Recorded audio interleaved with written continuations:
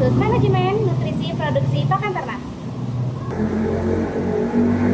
Pada studi kasus ini kami akan menentukan komposisi bahan pakan yang tepat agar nutrisi dapat tercapai menggunakan metode eliminasi Gauss dan metode eliminasi Gauss-Jordan. Mari kita saksikan. Nah, di sini ada pertanyaan bagaimana kasus nutrisi atau produksi bisa menjadi matriks augmentasi. Nah, kasus nutrisi atau produksi bisa menjadi matriks augmentasi, kita harus membuat hubungan antara kandungan nutrisi tiap bahan dan target nutrisi yang ingin dicapai, sehingga terbentuk sistem persamaan linier. Nah, dari sistem persamaan itu kemudian ditulis dalam bentuk matriks augmentasi untuk diselesaikan dengan eliminasi Gauss dan atau eliminasi Gauss-Jordan. Nah, contoh kasusnya yaitu sebuah pabrik pakan ternak akan memproduksi campuran pakan menggunakan 3 bahan utama, yaitu jagung, bungkil kedelai, dedak padi. Nah, ketiga bahan tersebut memiliki kandungan nutrisi berupa protein, karbohidrat, dan lemak yang berbeda. Nah, kandungan nutrisi bahan jagung yaitu proteinnya 2%, karbohidratnya 1%, dan lemaknya 1%. Lalu bahan bungkil kedelai kandungan nutrisi proteinnya 1%, karbohidratnya 3%, lemaknya 2%. Yang terakhir yaitu bahan dedak padi dengan kandungan nutrisi proteinnya 1%, karbohidratnya 2%, lemaknya 3%. Nah, target nutrisi yang ingin dicapai dalam suatu batch produksi pakan adalah protein 14%, karbohidrat 13%, lemak 17%.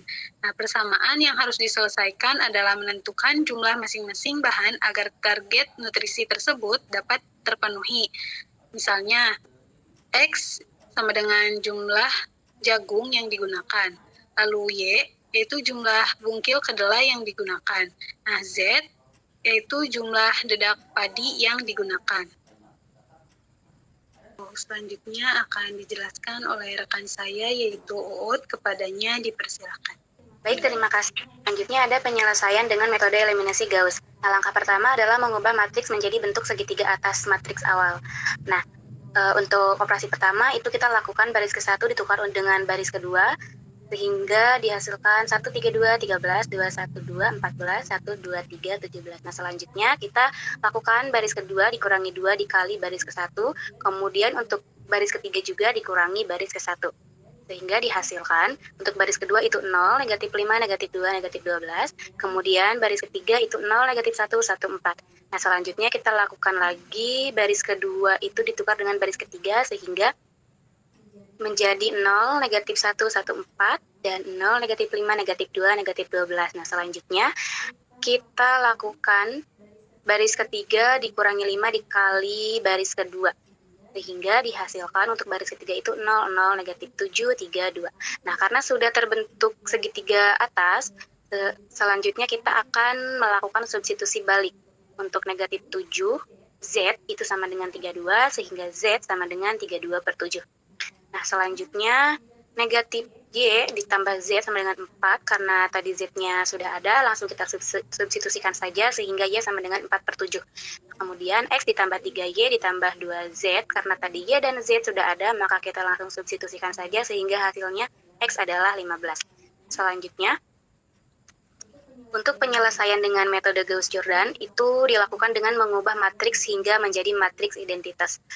Hal pertama yang kita lakukan adalah baris ke-1 ditukar dengan baris kedua. Nah, selanjutnya setelah ditukar itu kita lakukan baris kedua dikurangi 2 dikali 1, kemudian baris ketiga dikurangi baris ke-1.